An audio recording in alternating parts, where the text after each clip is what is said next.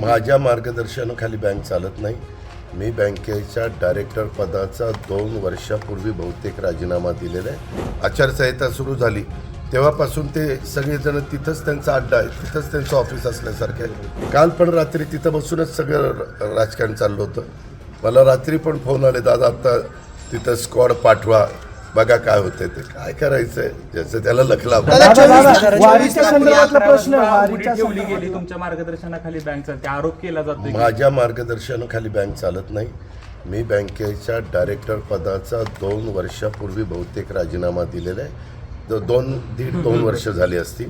त्याच्यावर तसं बघितलं तर मी एका त्या बँकेच्या विकास सोसायटीचा एक सभासद आहे, ज्याच्यावर आम्हाला पीक कर्ज मिळतं, दीर्घ मुदतीचं कर्ज मिळतं. अशा पद्धतीनं आहे.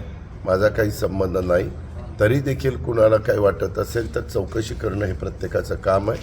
चौकशी करावी, जे कोणी दोषी असतील त्यांच्यावर कारवाई करावी. मला जसं तुम्ही बँकेच्या संदर्भातला प्रश्न विचारताय तसं समोरच्या पॅनलचं सगळंच राजकारण पतसंस्थेत काय ते शरद संकुलमध्ये चालतं.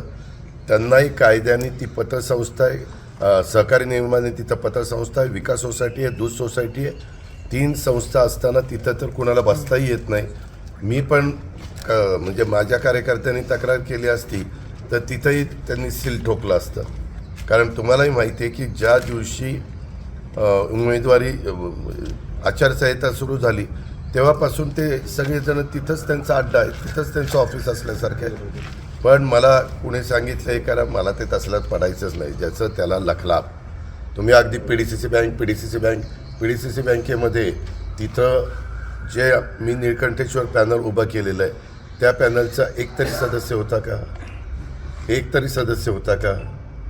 कुणी त्याच्यामध्ये नव्हतं. आता जे कुणी असेल त्यांना प्रश्न विचारा. मात्र तिथं आत्ताही तिथं लोक बसलेलीच असतील.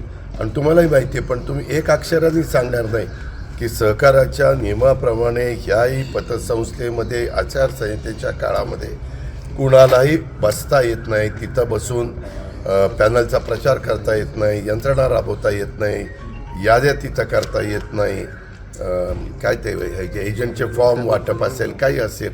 काल पण रात्री तिथं बसूनच सगळं राजकारण चाललं होतं.